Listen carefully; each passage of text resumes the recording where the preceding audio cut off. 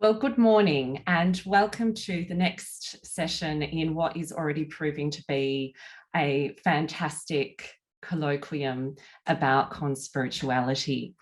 This morning, following on from the panel of our conspirituality podcasters, we have a very timely discussion about vaccine hesitancy and COVID-19. Now, before we begin and before I introduce our three speakers, I'm just going to acknowledge that we are gathering on Indigenous country that was never ceded.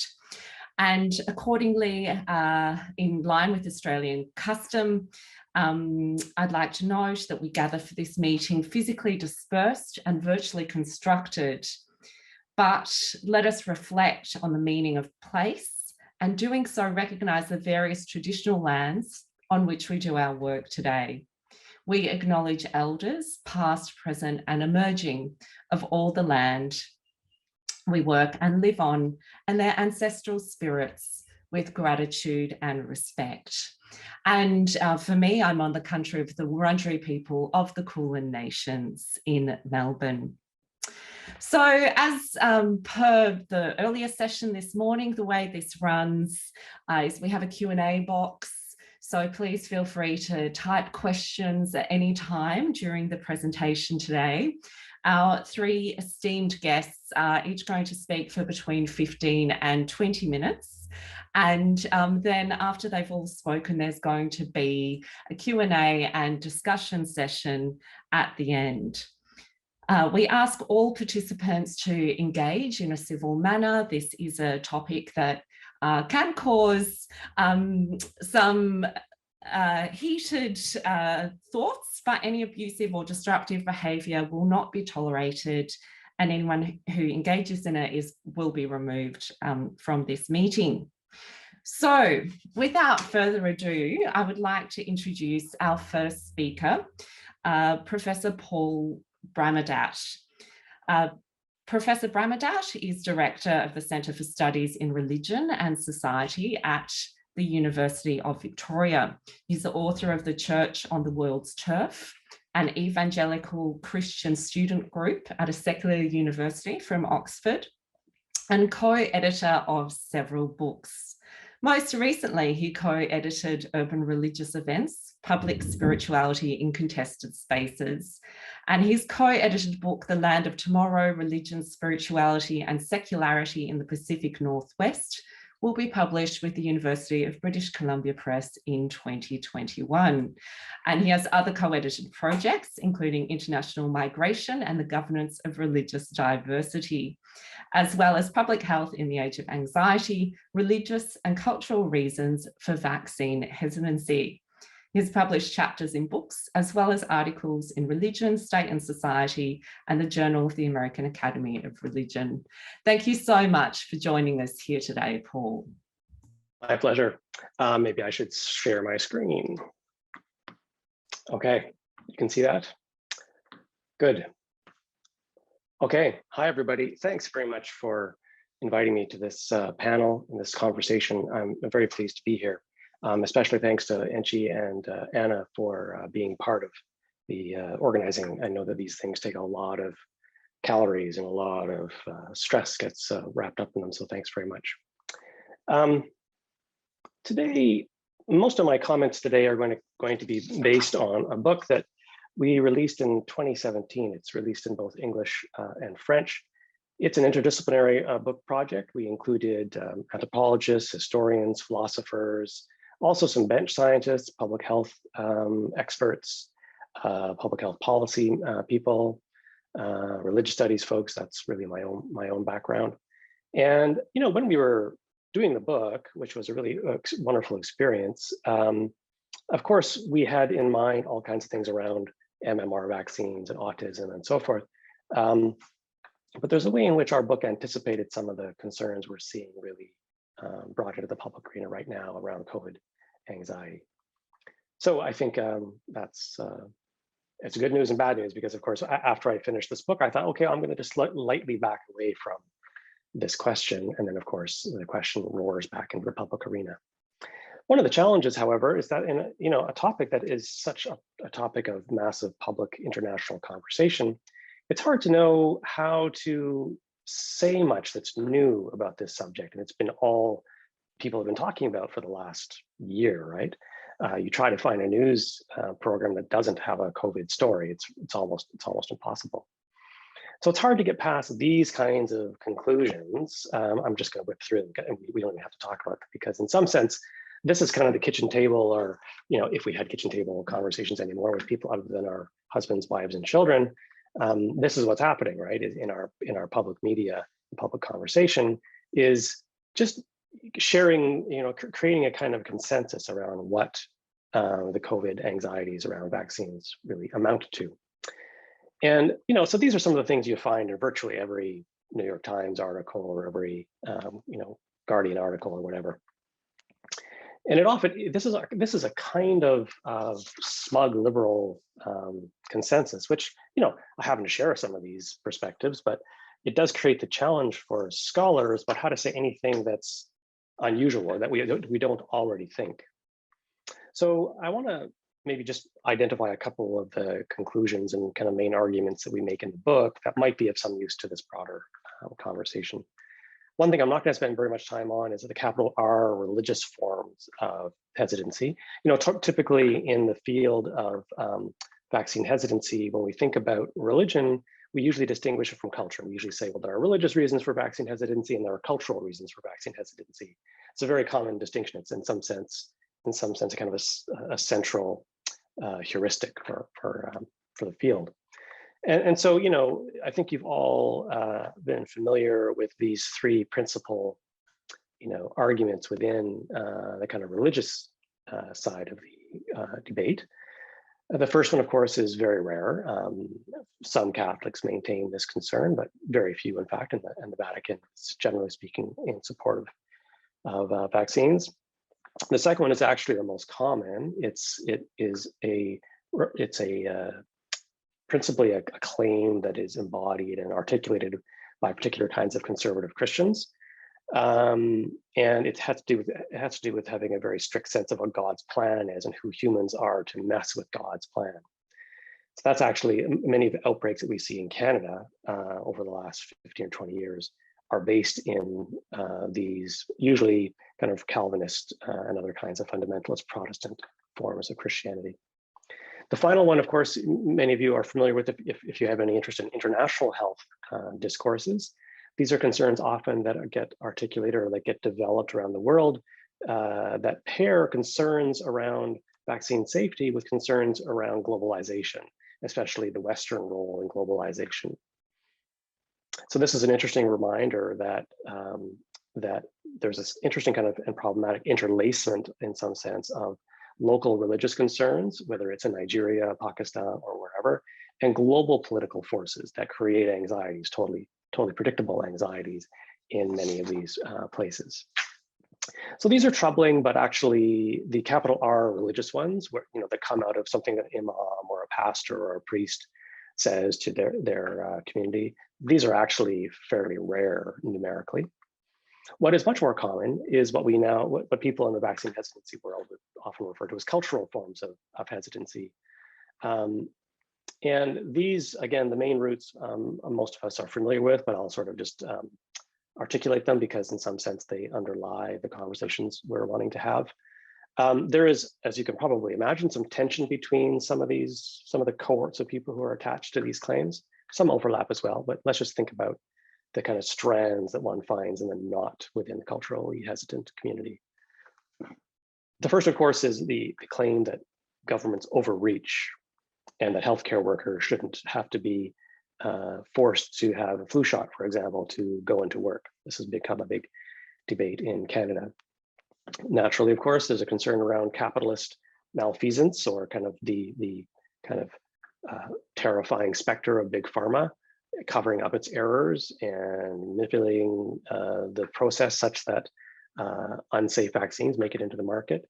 There's a concern, again, totally legitimate concern, around a long history of a kind of androcentric and sometimes misogynist medical establishment, which has shown decade after decade different approaches to thinking about women's health compared to men's health. So there are concerns that have come out about what you might call a particular sort of feminist critique of healthcare.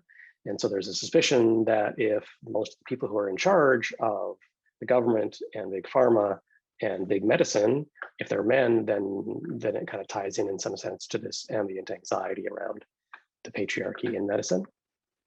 It's obviously less sustainable when more and more women are actually becoming doctors, but nonetheless, it still is a concern out there. There is the claim that natural approaches are almost by definition superior. People, of course, in the broader community don't necessarily know that a lot of the approaches that we get in pill form or in inoculation form are found in some respect out in the world. But nonetheless, there's a claim that homeopathy and other forms of alternative or complementary healthcare are gentle, clean, and that they're therefore natural. There's, of course, concerns around the ingredients or the additives that are found in vaccines and some vaccines to sometimes make them more stable and make them more appropriate for refrigeration or for travel. And in some sense, even when these concerns are addressed, they remain. There's the claim that's made that science is inconclusive, right? That sometimes doctors will make the mistake of saying, well, we don't know everything. And science is always changing. And there's debates within the field about the efficacy of this versus that, or this versus that additive or preservative. And so many people latch on to that sort of what is in the scientific world a very normal thing to say, which is that we don't know everything and we are always engaged in debate. And there are people who latch on to that sort of sense of hesitancy within the scientific world, and they make much more of it than scientists do, right? It's somewhat like the debate around climate change, right? That, climatologists who, of course, 99 point something percent of them, or 95% of them, agree with the idea that the climate is changing and that humans are an integral part of that change. But they will admit, well, we debate this and we debate that, and we're not really sure what the best approach is to dealing with the consequences, or maybe even the sources. And the numbers, your numbers are a bit different than my numbers. And many people in the public seize on that and say, okay, you know what, those guys, it's usually guys, or at least that's who are imagined, they don't really have a clear sort of single story. And then, of course, there are very real adverse effects, sometimes very dramatic ones, sometimes very mild ones, which again are become very newsworthy when they do occur. So now the differences between these two cohorts, if you will, the cultural forms of hesitancy and the religious forms of hesitancy, are probably pretty obvious, right? They have different reference, transcendent versus immanent. They have different authorities. They have different ways of communicating themselves. So we don't really need to talk about their differences in a short presentation, but we can think about their similarities, because I think it's worthwhile to actually blur a little bit the boundaries between the cultural and religious, because I think it allows us to think a bit more creatively about who we're talking about and how we might engage them in conversation going forward. So some of the similarities that one finds if no one told you that there was this distinction between the cultural and the religious cohorts within the analysis, you would probably observe these things. So there is a strong sense among both the culturally and the religiously hesitant that there are forces behind the scenes that shape the world and that keep us ignorant about the way that the world really is, right? That there are kind of unseen forces, whether they are people or spiritual principalities, you could say. Sometimes in some particular kinds of evangelical Christianities, there is a strong sense of angels and demons being real presences in the world. So there are forces behind the scenes, shadowy forces shaping the world and keeping us ignorant. But the world is nonetheless orderly and manageable.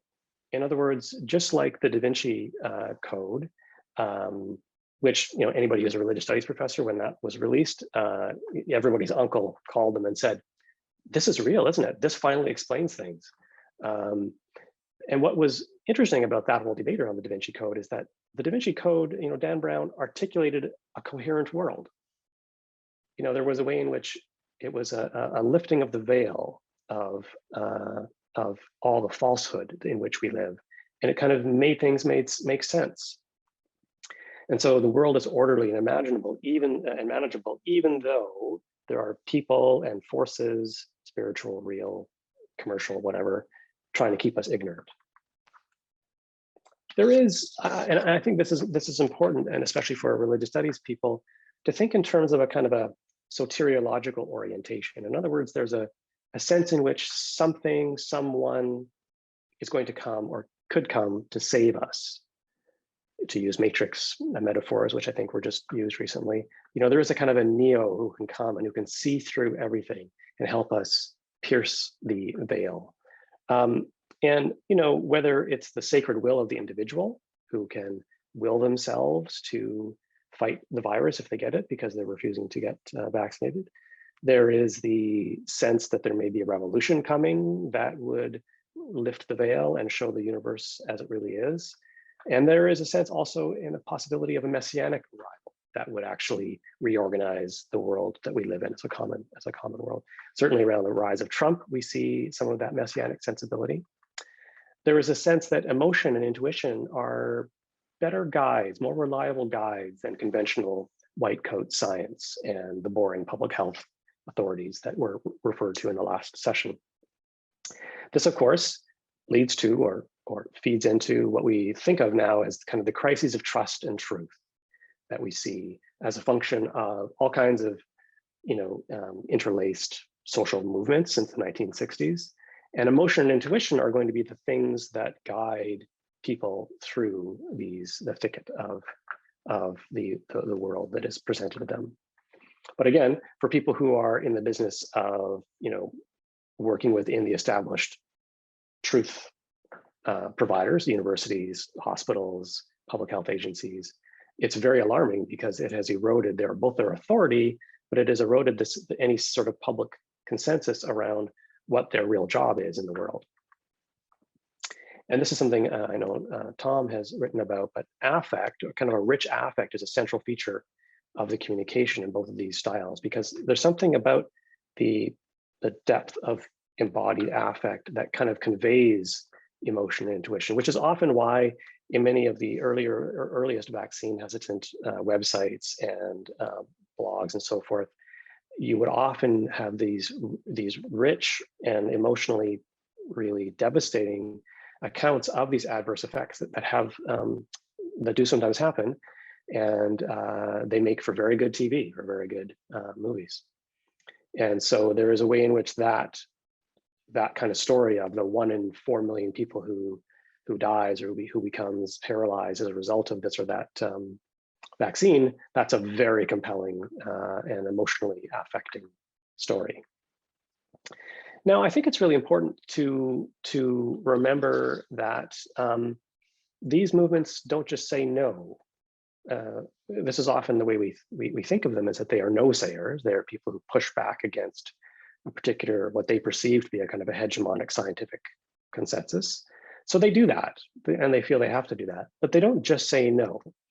It's also, on the one hand, it does reflect pervasive doubts about the status quo, kind of the way things are in medicine, in the economy, in politics. But it's important to see these movements, the sort of cultural ones or the religious ones, as also affirmations of something. And so what can we say in a general sense about what they're affirming, about the world that they have in mind? So again, this is provisional, and I have to naturally summarize quite a bit of material in the book and kind of in that is occurring since the book was released.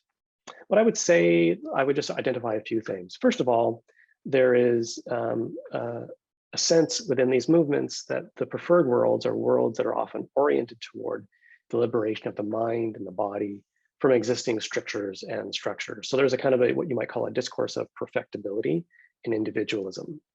There's a way in which, and Kelly Brogan is a great example. I mean, I think that the story about her presenting her gospel, as it were, against the backdrop of this gorgeous home, it is about the sort of, look at me, I am the embodiment of this will. And it's partly because she has released herself from the inhibiting strictures of the kind of conventional biomedical model. There is a neo-apocalyptic tendency at work in most of these movements that is imagined to possibly result in something like a new paradigm, a great awakening, a new Jerusalem, lots of different language for this kind of new vision of a renewed world. And that renewed world is also, on the one hand, it's pushing back against what it perceives to be a globalist, flattening out of all interesting, truthful features. And on the other hand, it is very, in some sense, optimistic. It is about creating a world of righteousness and truth and beauty and goodness, and a coherent, comprehensive, trustworthy grand story, a grand meta-narrative that will finally rebind us as a species. And this is something that I found all over the stuff I was doing, was this sense of ambient toxicity in the world. If you just Google detoxify, you'll find how many thousands, millions maybe of things, of practices and additives can detoxify your body, as if your liver and kidneys and other organs that you have in your body that are actually doing that kind of work can't do that as well. And I'm a yoga practitioner and scholar of yoga as well. And this kind of rhetoric is all over my community about what is toxic and what can detoxify. And it's not just the body that contains toxins. It is the sense, there is a strong sense in many of these communities, whether you're looking at Christian ones or the kind of alternative complementary ones, of the world, the whole world being awash in toxicity, whether that's microplastics or pollutants in the air or chemtrails from planes and so forth. And so you can see, if that's a common sensibility, that they want a clean and detoxified world and body, then you can see that some kind of mega corporations and the UN and every government agency in the world suggesting, hey, I've got something I'd like to put in your body, that would be very alarming. So briefly, what seems not to work? Well, I think David Voas asked the question about whether or not, when people began to see the very, very low level of adverse effects that we're seeing, except for sometimes the second shot creates a very dramatic reaction in people's bodies.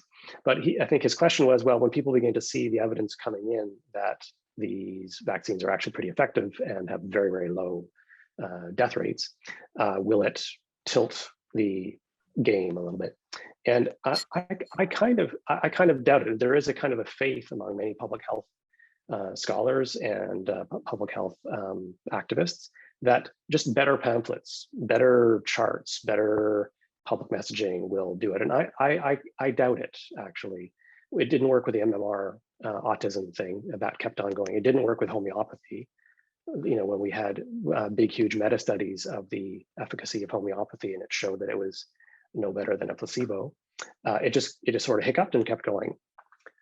So the second thing that doesn't seem to work is any kind of faith among those of us who are, let's say, pro-vaccine, that a muscular government mandate would suffice. And certainly in British Columbia, which is kind of the most successful, or has one of the most well-loved public health officers, she's being very, very reluctant to talk about government intervention and mandates, and insisting that your kid can't go to school or you can't go to the movies unless you have X or Y.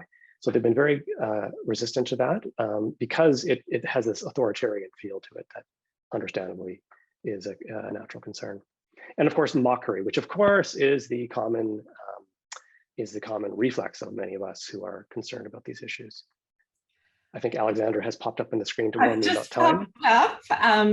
Yes, if you are able to finish with your kind of concluding comments, that would be amazing. Sure. Thank you. That's easy. This is my last slide.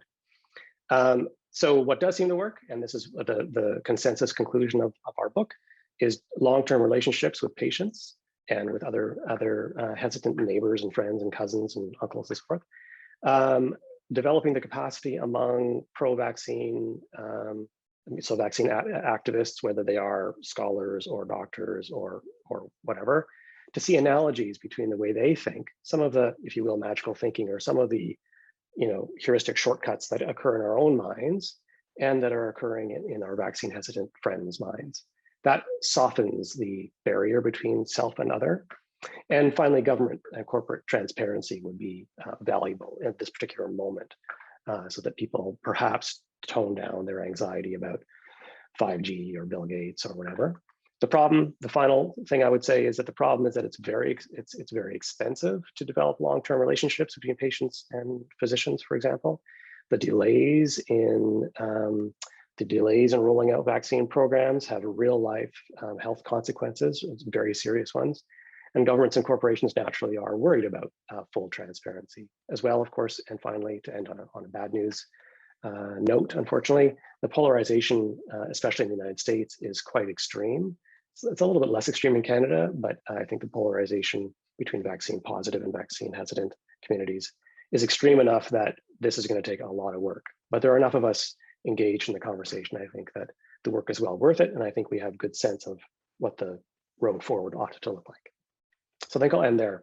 I had a whole slide where I was sketching out potential COVID-19 based research topics for people like those of us on the call, but we can maybe talk about this later.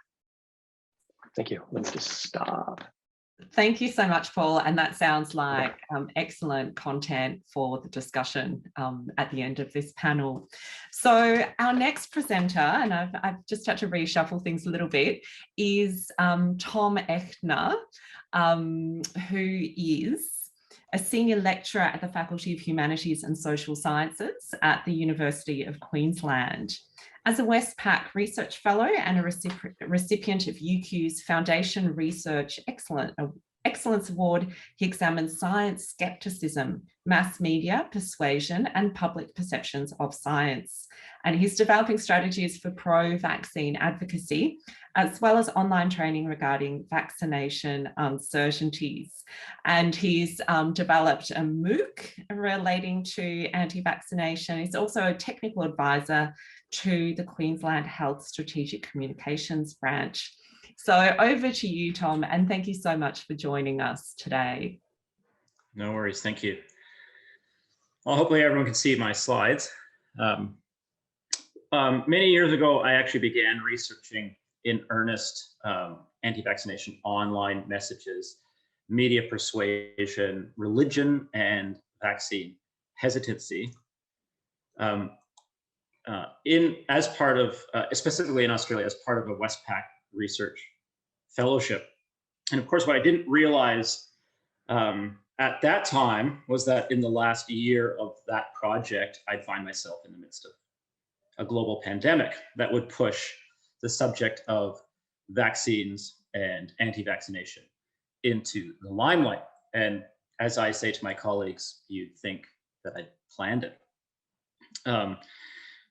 And of course, in terms of planning the pandemic and ideas of the pandemic, there has, of course, been an abundance of COVID-19 conspiracy theories. And though this type of conspiracist ideation may have shocked many people over the past year or so, in reality, it's not particularly new when it comes to vaccines and rumors, specifically around vaccine and vaccination risks. Now, going into the pandemic, Australia maintained widespread support for immunizations, with the vast majority of citizens reporting positive attitudes towards vaccines. Only about 2% of parents across the country chose not to have their children fully vaccinated, and only approximately 3% of children in Australia are under-vaccinated, according to the most recent data that we have. Nevertheless, a much larger subset of the population can express vaccine hesitancy. So in Australia, vaccination decision-making and vaccine hesitancy can be linked to concerns about the safety and efficacy of vaccinations, including anxieties about possible adverse side effects and the efficacy of vaccinations, including anxieties about possible adverse side effects and toxic ingredients. And these uncertainties really map onto people's cultural values, which are really key, and distrust of government, distrust of pharmaceutical companies, and distrust of the healthcare system and conventional medicine. And it may involve something called psychological reactance.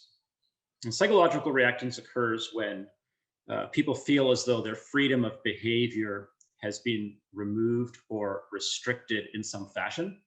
And this may subsequently provoke individuals to reestablish endangered liberties, or liberties that they feel are being endangered, and it can actually entrench opinions against what they're reacting to.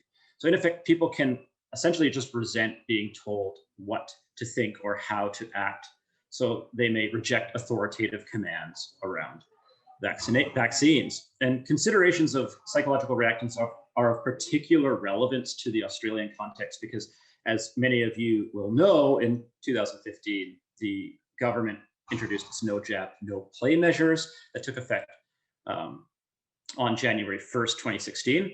And the policy removed conscientious objections on non-medical grounds, including religious objections, from the country's immunization exemption criteria. And it curtailed government welfare assistance for families with low to middle incomes who have children not up to date on their immunizations. And then this was further expanded statewide by no jab, no play, where kids could not be put into childcare if their children were not put up to date, or they were not up to date on their vaccinations. Now, in relation to this entire context and Australia, research has also found that, I think perhaps unsurprisingly, many Australians turn to the internet for vaccine information when faced with vaccination doubts. And among the gamut of internet sources that people can land on are counter-vaccine websites and social media. And in Australia, the foremost anti-vaccination lobby group producing these online messages is the Australian Vaccination Risks Network, the AVN. And the AVN is headquartered in Bangalore, New South Wales, and it was officially established in 1997 by Meryl Dorey as the Australian Vaccination Network, when several smaller state-level anti-vaccination groups consolidated into a single organization. And a consistent endeavor of the group has been distributing messages critical of vaccines online. And notably, a Department of Health study conducted an audit of online vaccine information accessed in Australia. And the report found that the information scale is dominated by the likes of the AVN. And it stated, at present, it seems that the AVN is often the first result to come up in searches. Now, with that in mind, my own research, part of my own research, analyzed the AVN blog posts and online messages on the Australian Vaccination Risks Network website, as the blog embodies the central messages and persuasive qualities of the Australian Vaccination Risks Network media that's produced all over the place. And I coded the online media for 13 persuasive cues, or persuasive heuristics, to identify the persuasion themes being used to cast doubt about vaccines. And these 13 persuasive cues are listed on the right-hand side of this slide. And I developed this code list in previous research. And the persuasive cues are derived from what's called the elaboration likelihood model of persuasion. And in short, the elaboration likelihood model of persuasion, the ELM, has remained one of the most enduring and empirically substantiated persuasion frameworks, which proposes that there are two major avenues of persuasion that result from any exposure to communications, including things like anti-vaccination media. And these two avenues are labeled the central and peripheral routes of persuasion. And in short, the central route involves attitude change via an individual's diligent scrutiny of a persuasive messages, which is described as high elaboration. And the central route requires the use of relatively significant mental effort in order to carefully examine both the quality and cogency of any communications arguments. And the peripheral route, on the other hand, consists of low elaboration. And it tends to occur where there's a lack of time, motivation, educational ability, background to systematically investigate and process a message's contentions fully. And low elaboration involves comparatively less cognitive effort than does the central route. And with it, audiences tend to rely upon various mental shortcuts or persuasive cues, heuristics, to help formulate opinions and behaviors quickly. And now with this list of 13 codes or message variables, which I previously used to study other counter science media, I analyzed every AVN blog post currently hosted on the Anti-Vaccination Risks website from the date of its first the first entry in 2012 to the end of 2019. And I quoted every post for these persuasive cues and follow the quoting. The occurrence counts for the message variables were tabulated along with the percentages of articles that feature each code. And the results were further classified then into 3 overall themes that I found in the data, which were distinguished by patterns of co-expression of sort of persuasive messages. And I concentrate on the 7 topmost occurring message variables because they represented 98.9% of the instances that were detected in my analysis. While I can't review all these details, what is important is that altogether, the 7 message variables relate 3 central persuasion focal points, which I describe as distrust, danger, and confidence. And intermixed with expressions of these 7 persuasive cues, I could also identify occasional references to religion, which are scattered throughout the sample. Now, you'll note that of these 7 cues, the one called the scarcity principle occurs most often, and it is the only variable that I found that I will discuss today because of time constraints, but also because of its striking prominence in AVN media.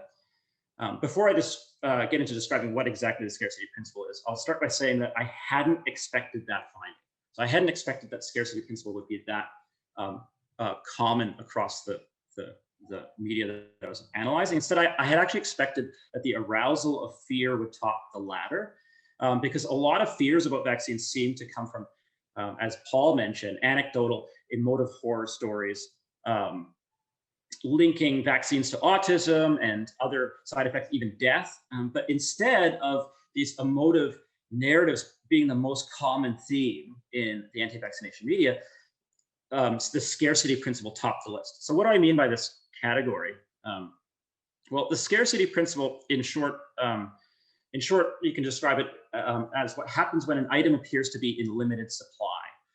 When an item becomes in limited supply, its scarcity can serve as a compelling peripheral cue, a heuristic, causing the perceptions of its value and its subjective desirability to be increased. So, and relatedly, when it is claimed that items or ideas become banned or censored, appetites for these commodities or ideas are often intensified due to their perceived scarcity. So now an idea is being censored, it's more scarce, our interest in that more scarce idea increases. And so my work categorized assertions that a commodity, concept, or activity is in short supply or is being censored and suppressed to be cases of the scarcity principle in AVN media. And notably, the scarcity principle occurred in 72.77% of all AVN blog posts.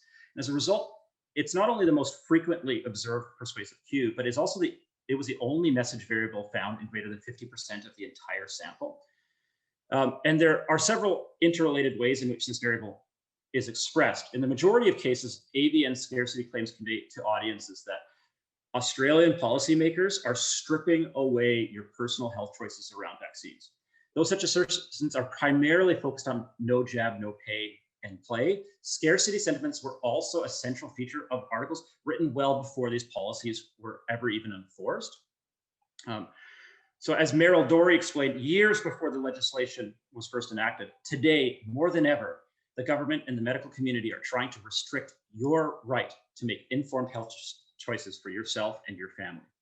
Similar assertions about the government restricting people's right to choose are characteristic of blog entries aimed at Australia's vaccine penalty system, the no jab, no pay system, which associate it to scarcity referencing blackmail, bullying, and coercion.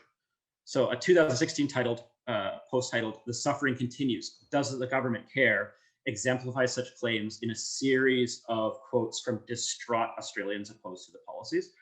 This law is outrageous. It's blackmail and financial coercion on a massive scale, protests one of the article's letter writers.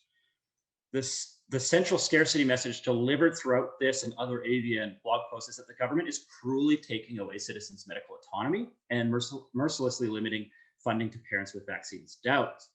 And as AVN posters refer to the no jab, no pay, and play health choice restrictions, they also allude to notions of psychological reactants that accompany scarcity. So one person says, "I'm starving myself now to ensure my kids have food and specialized education." The contributor then states, "I will not vaccinate for monetary gain," blackmail. As one of the AVN's earliest online articles also insists, the harder doctors and government officials try to push, and the more they try to suppress information and force compliance, the more they will find that people are saying no, even if saying no means losing their jobs. In combination with these no jab, no pay, and play scarcity sentiments are recurrent claims that such choice restrictions reflect how Australia is apparently becoming a more censorial police state. In this vein, AVN contributors liken these policies to the activities of repressive communist regimes and the Third Reich. So within such scarcity cases, there can be found occasional references to religion and the suppression of religious objections to vaccines. This is the case in one post discussing attacks on Jewish objections to vaccination, which states that religious motivations to decline vaccination have been treated as backward and dangerous all across all media. Anybody wary of immunization is treated now as a pariah or a loon. The author then references the Holocaust. It may be beneficial to pause for just a moment to ask when else we have targeted people on such a basis of faith. When else we have excluded them or censored their ideas or forced them to submit their bodies. The author implies that there is a conspiracy related to governments pushing vaccines and raising fears about vaccine preventable or hiding fears about vaccine preventable or raising fears about vaccine preventable diseases to foment fear in the population. In relation to this, the author exhorts audiences, so let us not allow whipped up fear to cloud this. Let us not stay silent as the bandwagon rolls by, because we all know what it is and we all know how it ends. First, they came for the socialists. Now, I will say that I'm currently analyzing data from 2 nationally representative surveys. One of these I ran through the Australian Survey of Social Attitudes, and the other is data from the Wellcome Global Monitor, which ran concurrently with the Australian Survey. And in that data, we found that we really only found weak correlations between people being skeptical of vaccines and religious affiliation. However, on a side note, we did find that attitudes towards Jews and Muslims becomes increasingly negative in correlation with increased levels of vaccine skepticism. So people who were most skeptical about vaccine effectiveness were the most likely to have negative attitudes toward Jews and Muslim people, but not other religious traditions. It was concentrated there. In any case, overlapping with no jab, no pay, play scarcity assertions are less common but notable claims that scientific data revealing the true dangers and ineffectiveness of vaccines are being censored. Additionally, allegations are made that that media makers, scientists, and medical practitioners who threaten to reveal these suppressed truths to the public are also actively being censored. And much of this censorship, readers are told, is tied to a big pharma government conspiracy driven by financial gain through the peddling of potentially hazardous and ineffectual vaccines. And this has led to high-handed fraud perpetuated on the Australian public by our health authorities at the behest of pharmaceutical interests for the dual purpose of concealing vaccine failure and expanding market penetration of vaccination to adults. And together with big pharma government suppression, audiences are also told of censorship perpetuated by major news network and social media outlets and social media providers. Because apparently, quote, the last thing that Facebook, pharma, or corrupt government officials want is to see Australian citizens retaining the right to say what goes on in our bodies or the bodies of our children.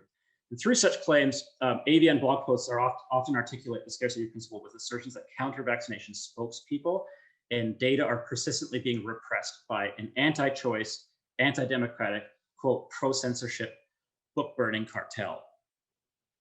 Now, without being able to discuss the other 6 persuasive cues, I'll say that, again, that I identified 3 central themes from patterns in the total data. And I described these central themes as distrust, danger, and confidence. And each feature has what can be described as a core persuasive element, which co-occurs with other message variables to express an overarching persuasive focus.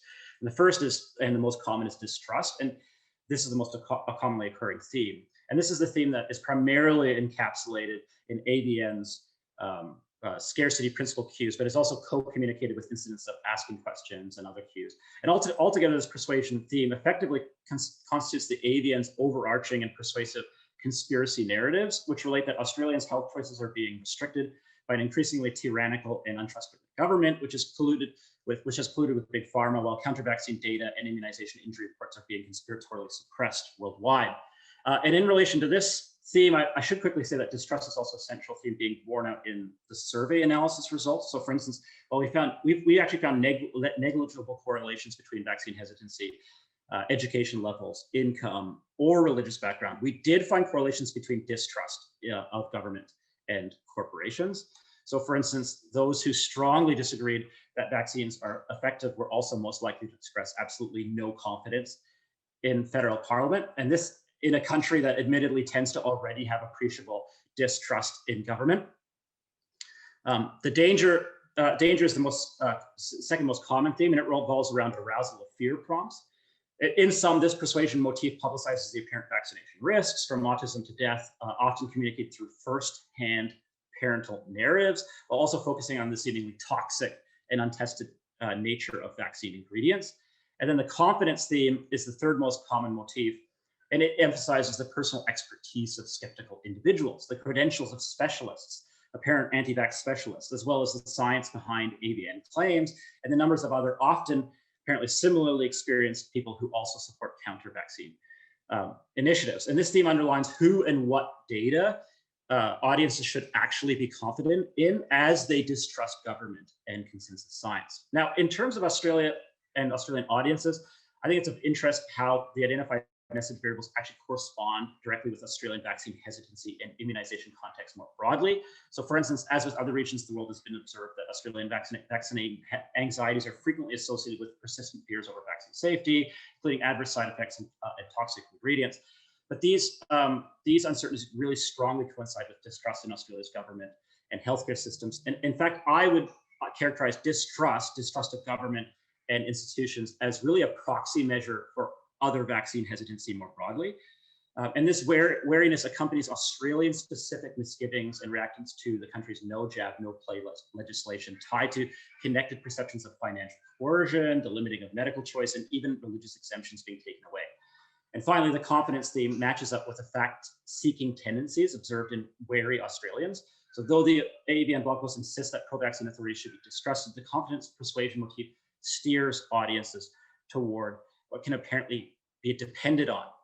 And so in the end, the AVN blog is not only harnessing numerous persuasive cues on the internet where many tentative individuals turn for information about vaccines, but it is doing so using persuasion themes that speak directly to the most central concerns voiced by vaccine hesitant individuals in Australia. Thank you so much, Tom. Perfectly to time and absolutely fascinating insights. I've been really appreciating these kinds of very clear typologies emerging in the discourses being used this morning. So that was brilliant. Our final speaker for this morning's panel is Dr. Naomi Smith of Federation University of Australia. Dr. Smith is a digital sociologist at Federation Uni in Gippsland. Primarily, her digital work is focused on the intersection of the internet and bodies, how online communities influence the way we make sense of our bodies and how we manage them. She's particularly interested in how this manifests in non-normative body practices like anti-vaccination. Thank you so much for joining us today, Naomi. Thanks, Alex. I want to begin by contextualizing my talk in the scope of the pandemic. So on the 16th of March, 2021, there were a total of 120 million cases of COVID-19 globally and 2.65 million deaths. In the United States alone, over 500,000 people have died. As we know, the virus has caused significant global disruption. At the beginning of the pandemic, there was some speculation that it would spell the death of anti-vaccination sentiment. After all, what clearer example of vaccines' utility and efficacy could there be than a global pandemic? In fact, the opposite seemed to happen. Not only were we faced with renewed waves of anti-vaccination sentiment, there were also denials that the virus itself exists. And if it did exist, it was nothing to be worried about. It was just a little bit worse than the common cold. For what follows, I want to explore the effect that anti-vaccination conspiracy thinking and the information environment of the internet has on vaccine hesitancy. I want to ask why think conspiratorially. I also want to explore conspiratorial thinking as a continuum or an atmosphere rather than a dichotomy. That is, one is either a conspiracy theory believer or not. Part of the problem, I think, is due to the overwhelming speed and volume at which we encounter information, which often makes it hard to distinguish between what is real and what is fake, what is factual and what is false, what is true and what is a lie. We can trace the origins of this problem back to the advent of the 24-hour news cycle and its associated incremental reporting. In this sense, the sensation of being overwhelmed by the news is no longer new. However, I argue that social media in particular has made this problem more pronounced, and the effects of the fast-moving avalanche of information that passes us every day are particularly apparent in times of crisis, like the COVID-19 pandemic, where consensus and collective action are particularly important. So technologies like social media also represent an extension and intensification of the logic of speed. So this intensification of speed is identified by Virilio as part of the process and progression of late modernity, where we are now.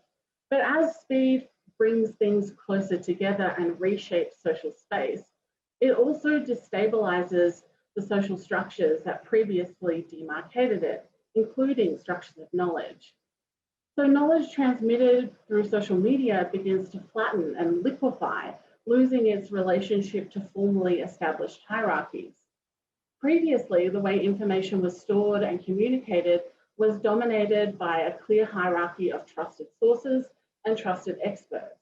Information was typically centralized, it was vetted and fact-checked and distributed via regularly timed news bulletins and daily newspapers. The internet has fundamentally disrupted this process. Anyone can set up a web page or post on social media. One of the most powerful affordances of the internet is that it turns anyone into a publisher. There's no requirement for what we publish or post to be real or true. As a result, the internet has proved to be a fertile ground for the mainstreaming of conspiracy theories. At first glance, the rise of conspiracy theories may seem like a quaint artifact of internet subculture, but they are, I believe, symptomatic of how fast information circulates online and how easy it is to publish. They highlight the destabilizing effects of these features on knowledge hierarchies that used to provide a steady frame through which we could interpret the world. The change in the way we interpret the world is apparent in the way anti-vaccination sentiment spreads. Anti-vaccination communities rely very heavily on personal testimony as a way of communicating the assumed dangers of vaccination. So anti-vaccination Facebook groups and pages regularly highlight apparent cases of vaccine injury, including everything from newly emerging allergies to disability and death. Videos and images appeal to one of the dominant verification practices in this flat online information environment. Pics or it didn't happen. So videos and images are then demonstrations of truth and guarantors of personal narratives. This type of epistemological orientation emphasizes personal experience and self-belief as the most important form of knowledge building. In this way of understanding the world, my experiences are the most important way of gathering knowledge about the world.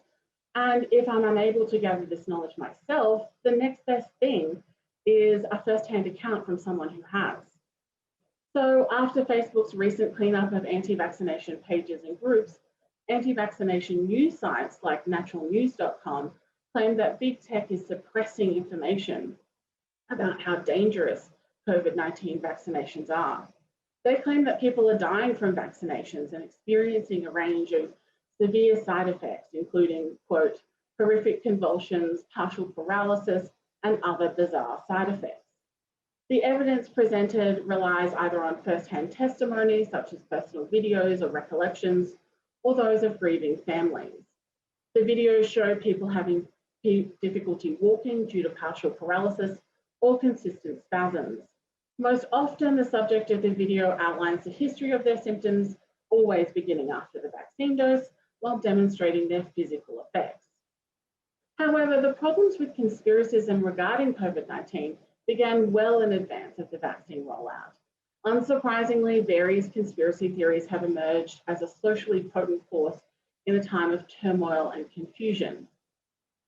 In the United States, conspiracy theories attempted to undercut the seriousness of the COVID-19 crisis. A good example is of a viral video of a quiet Brooklyn hospital purporting to show that public health authorities have exaggerated the pandemic. This resulted in the Film Your Hospital hashtag, where Twitter users were encouraged to go and film their local hospitals in an attempt to dismiss the idea that COVID-19 is and was a public health emergency. There were thousands of replies to these original tweets, including videos and photos that appeared to show empty hospitals. Prominent conservative pundits have helped propel these videos to their followers. A video from the same Brooklyn hospital shows bodies being loaded onto an 18-wheeler truck for transport one day later. Other conspiracies reflect anxiety about changing technologies. There are claims that the radiation from 5G devices can spread the coronavirus. Alternatively, some fear that the vaccine for COVID-19 will be used to inject citizens with devices that allow them to be tracked by the new 5G network. Obviously, none of these claims are true. Modern life is complex and abstract in many ways and requires us to trust in systems we often don't fully understand or control. At the same time, as per Beck, the risks associated with complex systems have grown and produced new levels of human-made risks as a result of these processes. They cross national borders, such as the risk posed by climate change or by a global pandemic, and extend far beyond the individual's capacity to act. So finally, we have conspiracy theories that tread the line between fact and fiction, most notably about the origins of the virus. You might read or hear claims that the virus is a biological weapon, that it was set free from a lab in China. While the virus undoubtedly originated in China, it is most likely one of those human-made risks that occur when human and animals live side by side in close proximity. So in spaces where humans and animals have close and repeated contact, it becomes very easy for viruses to jump the species barrier. Another example of these human-made risks that can accelerate beyond our ability to control them. But the answer, it was an accident, is just not as satisfying as the answers presented by many conspiracy theories that give us a clear outsider to blame. We know from Kai Erickson's sociology classic, The Wayward Puritans, that outsider groups are important sources of social cohesion. They provide a point of contrast, a place to lay blame that is external to the community, and a way of maintaining coherent social order. So speed is not just about the tempo at which things happen, but also about their scale and spread. As a consequence, issues like the moderation of content on social media platforms become increasingly complex. This is true not just for clearly objective violations of policy, but for grey areas of misinformation and what type of information is allowed to circulate. As anti-vaccination content has moved into mothering groups, wellness spaces, and general influencer territory, it becomes harder to police and address. The volume of content is vast and continues to grow quickly on a daily basis. Speed is an important part of how information flows and circulates online, and part of what makes it almost impossible to govern. So we have an environment where a lot of information comes at us very fast, and we often have no real way of sorting that information except on the basis of our own experience. In this environment, we retreat almost instinctively to highly personalized ways of understanding the world. We trust what we can see or what we know others have seen. We trust our own experience of the world. We trust how we feel or how something makes us feel. So the contemporary digital neoliberal subject makes sense of the world through their own experience and affectivity. We retreat to our own logics of knowing when the world around us seems too fast, too loud, and too slippery to grasp. It makes us hesitant. We trust the personal more than the abstract. Additionally, individual ways of knowing about the world are presented as just as valid as expert ways of knowing, or in some instances more valid as accessing the truth behind the cover-up. The neoliberal states has wanted citizens to take responsibility for their own health and well-being, but not too much, not like that. The topic of vaccination is one of many sites where seemingly unruly neoliberal subjectivities break free from state-mandated behaviours. Even if you don't believe in conspiracies, they still muddle the water or pollute the air. They delay vaccine take-up and induce panic about side effects. Vaccine hesitancy and anti-vaccine conspiracy thinking have made the immense project of global immunisation more difficult than usual. The air is saturated with conspiracy and doubt, no longer lurking on the edges. 2020 was the year conspiracism pushed into the mainstream. For example, on the 15th of March, just a couple of weeks ago, Channel 9 in Australia aired an episode of their Uncovered program, which strongly suggested that COVID-19 was lab created and subsequently covered up. Every time Pete Evans's anti-vaccination views are reported as news, the water gets murkier again. So vaccine hesitancy is an emergent property of several factors: the logic of speed embedded in social media, the amplification of conspiracy theorists by mainstream publications, and an increasingly complex and globalized world in which risks often outpace our individual ability to understand and act. The erosion of trust in expert knowledge, amplified by the many missteps in managing the pandemic response globally, further compounds this problem. Fluid and fast information rushes past, changing day by day. Who do we trust? What do we trust? So we rely on our instincts, our effective responses, and the power of a really good story. Conspiracy theories also make things clear. They have a satisfying narrative arc that sits so much better than "we're not sure yet." In this framing, we can begin to understand vaccine hesitancy in relation to COVID-19 as a potentially rational response to unknown risks. I'm finished. Thank you so much for that, Naomi. Absolutely fascinating and a wonderful kind of bringing together of these different pressures and in society at the moment. So we're actually at time for this panel. Perhaps any final concluding statements from the panelists who've joined us? Yeah, just briefly what you see kind of might be some valuable tools that people could put into action in the coming months as the vaccine unfolds. Are there any kind of patterns that you think might evolve? Well, I'm going to be very interested to see how Tom's sort of schema for thinking about the way thinking works and the way people are influenced to make decisions. I'll be very interested to see how that maps on to how people actually behave, because I often find, many of the anxieties people have about vaccines, and we saw this in the MMR case, actually they're taken care of. I mean, for almost every concern you have, a scientist can say, well, here's how we respond to your concern, and people continue to have misgivings. And so that means that the concern isn't really about, I have a thought, could you please, I have a worry that's based on a claim or a set of assumptions which a doctor could sort out for me. Because when that doctor sorts it out for me, I actually still cling to my discomfort. And that tells you that the source is something deeper. And how do we get at that deeper source that isn't, falsifiable, verifiable?